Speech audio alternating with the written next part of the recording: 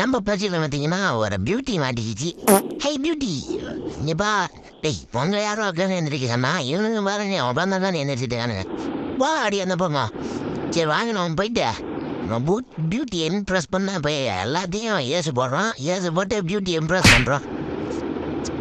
இங்கே அந்த பக்கம் நிற்கிறாங்க. வாங்க அந்த பக்கம் போகிறோம். அவனை அடிக்கிறோம். பியூட்டியை இம்ப்ரெஸ் பண்ணுறோம். சரி அப்பா எங்கன்னு நினைக்கிறாங்க.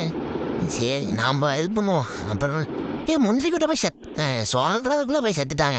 சரி நாமளும் ஐயோ சரி வாங்க நம்மளும் செத்துட்டான். நெக்ஸ்ட் மேட்ச் தான் பியூட்டியை நெக்ஸ்ட் மேட்ச்சில் ப்ரெஸ் பண்ணுவோம்.